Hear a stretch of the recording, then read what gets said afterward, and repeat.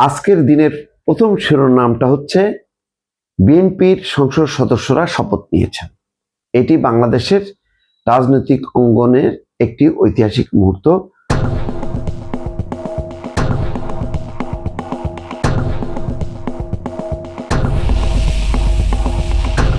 ঠিক সকাল 10:40 জাতীয় সংসদ সচিবালয়ে শপথ গ্রহণ কক্ষে বিএনপির এমপিরা, নবনির্বাচিত এমপিরা শপথ নিয়েছেন।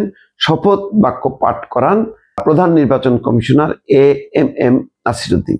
এটিও বাংলাদেশের ইতিহাসে একটি ব্যতিক্রমী ঘটনা যে কোনো নির্বাচন কমিশনের প্রধান শপথ বাক্য পাঠ করালেন। রীতি অনুযায়ী সর্বশেষ সংসদের স্পিকার বা ডেপুটি স্পিকার পড়ান, কিন্তু রাজনৈতিক পরিস্থিতির কারণে স্পিকার শিরীন শারমিন চৌধুরী আগেই পদত্যাগ করেছেন এবং ডেপুটি স্পিকার শামসুল হক টুকু তিনি হত্যা মামলায় কারাগারে। সেই কারণে সংবিধানের পরবর্তী বিধান অনুযায়ী সিসি শপথ বাক্য পাঠ করাচ্ছে। শপথ নিয়েছেন, আমরা দেখলাম যে তারেক রহমান সহ বিএনপির এমপিরা শপথ নিয়েছেন এবং এই শপথকে ঘিরে একটি উৎসব মুখর পরিবেশ তৈরি হয়েছে। কিন্তু শপথ গ্রহণের সাথে সাথে একটা সংকটের পর্বও কিন্তু শুরু হয়েছে। সেটি হচ্ছে, শুরুতেই শপথের আগে সালাউদ্দিন আহমেদ পরিষ্কারভাবে জানিয়েছেন তারা সংবিধান সংস্কার পরিষদের সদস্য হিসাবে, অর্থাৎ গণপরিষদের সদস্য হিসেবে তারা শপথ নেবেন না।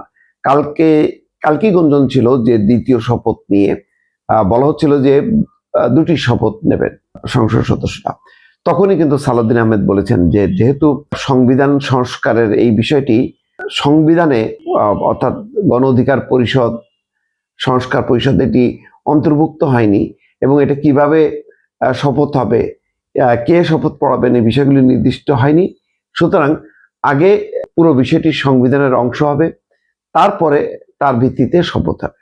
সেই কারণে কালকেই গুঞ্জন চলছিল এবং সেই গুঞ্জনের সত্যতা পাওয়া গেল যে যখন নাকি বিএনপির এমপিরা শপথ নেওয়ার জন্য কক্ষে বসলেন, তখন সালাউদ্দিন আহমেদ দলের পক্ষ থেকে পরিষ্কারভাবে জানালেন কিভাবে তারা স্বাক্ষর করবেন, কোন কোন ঘর পূরণ করবেন, এবং বললেন যে আমরা সংবিধান অনুযায়ী প্রথম যেই শপথ সেটি করব, গণপরিষদের সদস্য হিসাবে শপথ নেব না। তারপর জামাতের সদস্যরা সহ 11 দলীয় জোটের বা জামাত জোটের সদস্যরা শপথ নেওয়ার কথা এবং তারাও এসছেন সংসদ ভবনে, কিন্তু এখন একটা অচল অবস্থা বলা যায়। অর্থাৎ বিএনপির এমপিরা 10:40 শপথ নিয়েছেন। আপনাদের সামনে এখন কথা বলছি এবং তারা সংসদীয় দলের সভাও শুরু করেছে, কিন্তু জামাত জোটের সদস্যরা সংসদে এসছেন, সংসদ ভবনে এসছেন, কিন্তু তারা এখনো শপথ কক্ষে প্রবেশ করেননি। কিছুক্ষণ আগে যেটি জানা গেল, তারা বলেছে যে তারা শপথ নেবেন না। আব্দুল্লাহ মোহাম্মদ তাহের প্রথম আলোর রিপোর্টে পরিষ্কারভাবে বলেছেন যে যদি বিএনপি সংবিধান সংস্কার পরিষদে শপথ না নিলে জামাত কোনো শপথই নেবে না, অর্থাৎ তারা এমপি হিসেবে যে শপথ নেয়ার সেই শপথ নেওয়া হবে না।